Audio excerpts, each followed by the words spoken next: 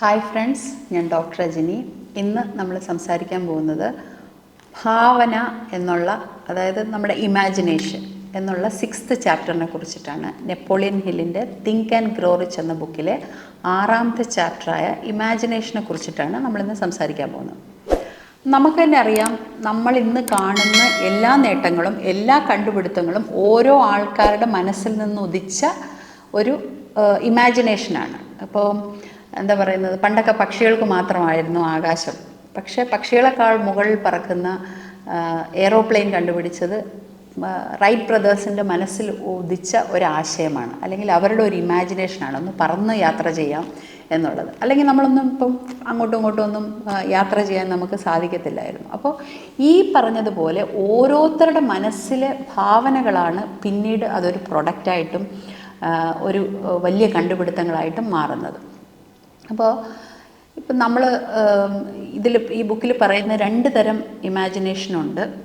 ഒന്ന് creative imagination, ഒന്ന് synthetic imagination. അപ്പോൾ ഈ ക്രിയേറ്റീവ് ഇമാജിനേഷനിലാണ് നമ്മളുടെ മനസ്സിലൊരു ഭാവന ഉണ്ടാകും. പക്ഷെ നമ്മളുടെ എല്ലാവരുടെയും മനസ്സിലുണ്ടാകും കേട്ടോ, പലതരം ചിന്തകൾ നമ്മുടെ മനസ്സിൽ വരും. പക്ഷേ ഞാൻ നേരത്തെ പറഞ്ഞതുപോലെ തന്നെ ഒരിക്കലും നമ്മൾ അതിലോട്ട് കോൺസെൻട്രേറ്റ് ചെയ്യുകയും നമ്മുടെ ഭാവനയെ വളരാൻ അനുവദിക്കുകയും ചെയ്യത്തില്ല. ഇനി അതൊക്കെ അങ്ങ് വിട്ടുകളയും. ചില ആൾക്കാർക്ക് ഉറക്കത്തിൽ പല ചിന്തകൾ വരും. ഇപ്പം എൻ്റെ ഒരു കസിൻ്റെ ഹസ്ബൻഡ് എപ്പോഴും പറയും, പുള്ളി പുതിയ ക്രെയിനും മറ്റുമൊക്കെ ഇത് ചെയ്യുന്ന ആളാണ്, പുതിയ കണ്ടുപിടുത്തങ്ങളൊക്കെ ചെയ്യുന്ന ആളാണ്.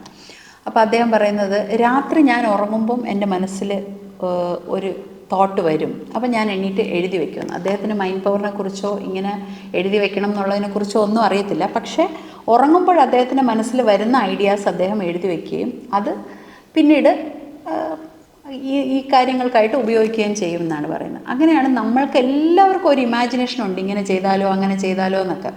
ചിലത് നമ്മൾ ചെയ്യാൻ പോകുമ്പോൾ ചില കാര്യങ്ങൾ നടക്കത്തില്ല, അപ്പം നമ്മളതങ്ങ് വിടും. ചിലത് നമ്മുടെ മനസ്സിലിങ്ങനെ കുറച്ച് നാൾ കിടക്കും, അത് കഴിയുമ്പോഴത്തേക്ക് പിന്നെ നമ്മൾ അടുത്ത കാര്യങ്ങളുടെ പുറകെ പോകും എന്നുള്ളതാണ്. അപ്പോൾ ഈ 2 ഇമാജിനേഷൻ, സിന്തറ്റിക് ഇമാജിനേഷൻ എന്ന് പറയുമ്പോൾ നമുക്ക് പല അറിഞ്ഞ കാര്യങ്ങളിൽ കൂടെ നമുക്കുണ്ടാകുന്ന അറിവുകളായിരിക്കും. അതായത് നമ്മൾ പഠിച്ചത് കൊണ്ടോ നമ്മൾ കേട്ടറിഞ്ഞത് കൊണ്ടോ ഒക്കെ ഉണ്ടാകുന്ന നമ്മളുടെ ഒരു ഇമാജിനേഷൻ. മറ്റേ നമുക്ക് മാത്രമായിട്ടുണ്ടാകുന്ന ഒരു ഇമാജിനേഷൻ, ഈ പറഞ്ഞ പോലെ റൈറ്റ് ബ്രദേഴ്സിന് വന്നതുപോലെ അല്ലെങ്കിൽ ഹെൻറി ഫോർഡിന് വന്നതുപോലെ ഒക്കെ ഒരു കാർ ഉണ്ടാക്കിയാൽ എന്താ എന്നൊക്കെ നമുക്കൊരു ഐഡിയ വരുന്നത് അവർക്ക് മാത്രം തോന്നിയ ഒരു ഇമാജിനേഷൻ, അത് അവർ ഡെവലപ്പ് ചെയ്തെടുത്തതാണ്. അപ്പോൾ ഇമാജിനേഷൻ ആണ് ഭയങ്കര പവർഫുൾ. അതിനൊരു ലിമിറ്റും ഇല്ല. നമുക്ക് എന്ത് വേണമെങ്കിലും ചിന്തിക്കാം, നമുക്ക് എന്ത് വേണമെങ്കിലും നമ്മുടെ ഭാവനയിൽ ചിന്തിക്കാം. ചിന്തിച്ചിട്ട് വിടുകയാണ് നമ്മൾ സാധാരണ ചെയ്യുന്നത്. അതല്ലാതെ അത് നടപ്പിലാക്കണമെങ്കിൽ നമുക്ക് നടപ്പിലാക്കുകയും ചെയ്യാം. അപ്പോൾ ഏതൊരു കാര്യത്തിനും നമ്മൾ മൊബൈൽ ഫോണാകട്ടെ, നമ്മളിപ്പോൾ ഇരിക്കുന്ന ഈ വീടാകട്ടെ, നിങ്ങളിപ്പോൾ ഈ കാണുന്ന ഫേസ്ബുക്ക് ആകട്ടെ, അല്ലെങ്കിൽ യൂട്യൂബ് ആകട്ടെ, എല്ലാ കാര്യവും ഒരാളുടെ ഇമാജിനേഷനിൽ, ഒരാളുടെ ഭാവനയിൽ അങ്ങനെ ചെയ്താൽ എങ്ങനെ ഇരിക്കും എന്നുള്ള ഒരു ഭാവനയിൽ നിന്നുണ്ടായതാണ്. അപ്പോൾ നമുക്കും നമ്മളുടെ ഭാവനയിൽ വരുന്ന കാര്യങ്ങളെ ശ്രദ്ധിക്കുകയും അതനുസരിച്ച് നമുക്ക് പ്രവർത്തിക്കുകയും ചെയ്താൽ നമുക്കും ഒരുപാട് നേട്ടങ്ങൾ ഉണ്ടാകാം. നമ്മുടെ ഭാവനയിൽ കൂടെ നമുക്ക് എങ്ങനെ പണമുണ്ടാക്കാം, അതായത് നമ്മളുടെ തീം അതാണല്ലോ, തിങ്ക് ആൻഡ് ഗ്രോ റിച്ച്, എങ്ങനെ പണമുണ്ടാക്കാം എന്നുള്ളതിലാണ്. അപ്പോൾ ഭാവന വളർത്തുക എന്നതിൽ ഉപരി നമ്മളുടെ ഓരോരുത്തരുടെയും ഭാവനയിൽ കൂടെ നമുക്ക് എങ്ങനെ പണമുണ്ടാക്കാം എന്നുള്ളതിനെ കുറിച്ചിട്ടാണ്. അപ്പോൾ ഇതിൽ ഒരു കാര്യം, നമ്മളുടെ ഭാവന, ഇപ്പം നമുക്കൊരു നമ്മളിങ്ങനെ സങ്കല്പിച്ചു, അങ്ങനെ ഇരുന്നാൽ കൊള്ളാം, അതങ്ങ് വിട്ട് കഴിഞ്ഞാൽ തീർന്നു. വീണ്ടും വീണ്ടും വീണ്ടും വീണ്ടും അതിൽ ചിന്തിക്കുമ്പോഴാണ് നമ്മളുടെ ആ ഭാവന വളരുകയും, അല്ലെങ്കിൽ നമുക്കൊരു സാധനം ഉണ്ടാക്കണം. ഇപ്പോൾ എനിക്ക് എപ്പോഴും ഫീൽ ചെയ്തിട്ടുള്ളത്, ഇപ്പോൾ ഈ കുട്ടികളുടെ സ്കൂളിലൊക്കെ എന്തെങ്കിലും കാര്യങ്ങൾ കൊടുത്തു വിടണം, പ്രോജക്റ്റ് ഉണ്ടാക്കണം എന്നൊക്കെ പറയുമ്പോൾ ആദ്യം നമുക്ക് അതിനെക്കുറിച്ചൊരു ഐഡിയയും കാണത്തില്ല. പിന്നെ പേപ്പർ എടുത്തു അതങ്ങനെ ചെയ്തു ഇങ്ങനെ ചെയ്തൊക്കെ കഴിയുമ്പോൾ നമുക്ക് കുറച്ചും കൂടെ അതിലോട്ട് വർക്ക് ചെയ്യാനായിട്ട് സാധിക്കും. കാരണം അതൊന്ന് തുടങ്ങിയാൽ മാത്രമേ നമുക്ക് അതിൻ്റെ പുറത്ത് വീണ്ടും കാര്യങ്ങളായിട്ട് ചെയ്യാനായിട്ട് സാധിക്കുള്ളൂ. നിങ്ങൾക്ക് എല്ലാവർക്കും ആ ഫീലിംഗ് ഉണ്ടായിട്ടുണ്ടായിരിക്കും. കാരണം ഇതെങ്ങനെ ചെയ്യും, ആ പേപ്പർ ഇട്ട് എങ്ങനെ ചെയ്യുമെന്ന് ഓർക്കും. പേപ്പർ എടുത്ത് ഇങ്ങനെയൊക്കെ വയ്ക്കുമ്പം അടുത്തടുത്ത ഐഡിയാസ് നമുക്ക് വന്നുകൊണ്ടേയിരിക്കും എന്ന് പറയുന്നത്. ഇപ്പം നമ്മൾ മസിലൊക്കെ ഡെവലപ്പ് ചെയ്യുന്നവർ ഒരു ദിവസം ഇങ്ങനെ മസിൽ ചെയ്യുന്നത് കൊണ്ടാണോ വരുന്നത്? വീണ്ടും വീണ്ടും വീണ്ടും അതിൻ്റെ പുറകിൽ വർക്ക് ചെയ്യുമ്പോഴാണ് മസിൽ ഡെവലപ്പ് ചെയ്യുന്നത് എന്ന് പറയുന്നത് പോലെ ഏതൊരു കാര്യത്തിൻ്റെ പുറകിലും വീണ്ടും വീണ്ടും വീണ്ടും വർക്ക് ചെയ്യുമ്പോഴാണ് നമുക്ക് ആ ഭാവന വളരുന്നത് എന്ന് പറയുന്നത് പോലെ നമുക്കുണ്ടാകുന്ന ഇമാജിനേഷൻ്റെ പുറകിൽ നമ്മൾ വർക്ക് ചെയ്യുമ്പോഴാണ് നമുക്ക് പല കാര്യങ്ങളും സാധിക്കുന്നത്. അതിൽ കൂടെ നമ്മളുടെ ഇമാജിനേഷൻ വെച്ച് ഇന്നത് നമുക്ക് ചെയ്യാമെന്ന് ചിലപ്പോൾ നമ്മൾ ഇങ്ങനെയൊക്കെ നമുക്ക് ഇങ്ങനെ ചെയ്യാം കേട്ടോ എന്ന് വേറൊരാളോട് പറഞ്ഞാൽ വേറെ ജോലിയില്ലെന്ന് പറയും. കാര്യം അവർക്കത് ചിന്തിക്കാൻ പറ്റുന്നില്ലായിരിക്കും. നമ്മളുടെ ഇമാജിനേഷനെ പറ്റി നമുക്കേ ചിന്തിക്കാൻ പറ്റത്തുള്ളൂ. അപ്പോൾ അങ്ങനെയുള്ള സ്ഥലത്ത് നമ്മൾ ഉപദേശങ്ങൾ എടുക്കാതിരിക്കുന്നതായിരിക്കും നല്ലത്. ഇപ്പോൾ ഇതിലൊരു സ്റ്റോറി പറയുന്നുണ്ട് ഈ ഭാവനയെക്കുറിച്ച്. അതായത് ഒരു ഡോക്ടർ, അദ്ദേഹം കുതിരപ്പുറത്ത് നിന്ന് ഒരു ഗ്രാമപ്രദേശത്ത് നിന്ന് പട്ടണത്തിലോട്ട് വരികയും അവിടെ ഒരു മെഡിക്കൽ സ്റ്റോറിൽ നിൽക്കുന്ന ആൾക്ക് ഒരു കെറ്റിൽ വിൽക്കുകയും ചെയ്യുന്നു. കെറ്റിലെന്ന് പറയുമ്പോൾ നിങ്ങൾ നമ്മുടെ ഇപ്പോഴത്തെ ഈ വെള്ളം ചൂടാക്കുന്ന കെറ്റിൽ നിങ്ങൾ വിചാരിക്കേണ്ടത് ഇതൊരു വലിയ കെറ്റിലാണ്. വലിയ കെറ്റിലും അത് ഇളക്കാനുള്ള ഒരു വലിയ തടിയുടെ സാധനമൊക്കെ ഉള്ള ഒരു കെറ്റിൽ ഈ ഫാർമസിയിൽ നിൽക്കുന്ന അദ്ദേഹത്തിന് വിൽക്കാനായിട്ടാണ് വന്നത്. ഈ ഫാർമസിയിൽ നിൽക്കുന്ന അദ്ദേഹം അത് മേടിക്കുകയും ചെയ്തു. എന്നാൽ അദ്ദേഹത്തിൻ്റെ സമ്പാദ്യത്തിൻ്റെ അതുവരെ സമ്പാദിച്ച $500 അദ്ദേഹത്തിനുണ്ടായിരുന്നു. ആ ഡോളർ കൊടുത്ത് അദ്ദേഹം അത് വാങ്ങിക്കുകയും ചെയ്തു. അപ്പോൾ അതിലൊരു റെസിപ്പി, അതെങ്ങനെയാണ് പ്രിപ്പയർ ചെയ്യുന്നതെന്ന് ഒരു ചെറിയൊരു തുണ്ട് കടലാസം ഉണ്ടായിരുന്നു, നമുക്ക് ഈ ഇത് കിട്ടുന്നത് പോലെ. അപ്പോൾ അതും മേടിച്ചു. ഡോക്ടർക്കാണെങ്കിലും സന്തോഷം, കാരണം $500 അത് വിറ്റു എന്നുള്ളത് അദ്ദേഹത്തിന് വലിയ സന്തോഷം. ഇദ്ദേഹം അത് മേടിച്ചു വെച്ചു. പക്ഷേ ഇതെന്തിനാണ് മേടിച്ചത്, ഇതിന് അത്രയും വിലയുണ്ടോ, അതുകൊണ്ട് എന്ത് സംഭവിക്കും എന്നൊന്നും അദ്ദേഹത്തിന് അപ്പം ചിന്ത വന്നില്ല.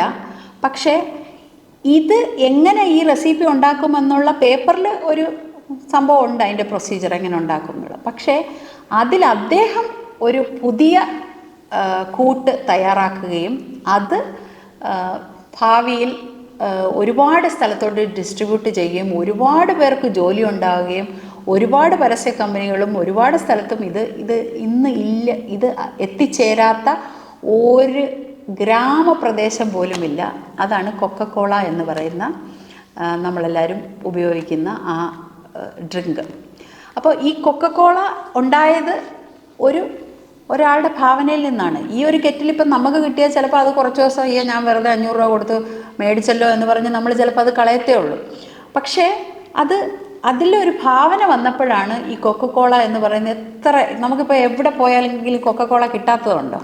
ഇതിൻ്റെ തുടക്കം ഇങ്ങനെയായിരുന്നു. അപ്പോൾ എന്ന് പറയുന്നത് പോലെ ഭാവനയുള്ളവരുടെ കയ്യിൽ കിട്ടിയാലേ അത് കൊണ്ട് പ്രയോജനം ഉണ്ടാകത്തുള്ളൂ. പല ആൾക്കാരും ഇപ്പോൾ പറയാറുണ്ട്, എനിക്ക് ഭയങ്കര ഒരുപാട് കാര്യങ്ങളൊക്കെ ഉണ്ട് എൻ്റെ മനസ്സിൽ, പക്ഷേ അതിന് പൈസ ഇല്ല, പൈസ മുടക്കാൻ ആളില്ല.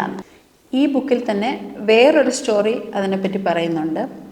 ഫാദർ ഗോൺസാൽവസ് എന്ന് പറയുന്ന അദ്ദേഹത്തിന് പരമ്പരാഗതമായ നമ്മുടെ വിദ്യാഭ്യാസ രീതികളോട് ഇഷ്ടമല്ലായിരുന്നു. ഇങ്ങനെ കാണാതെ പഠിക്കുക, പരീക്ഷ എഴുതുക, പാസ്സാകുക, അങ്ങനെ ഒരു ഡിഗ്രി കിട്ടുക എന്നുള്ള ആ ഒരു ഇത് അദ്ദേഹത്തിന് സഹിക്കാൻ പറ്റുന്നതല്ലായിരുന്നു.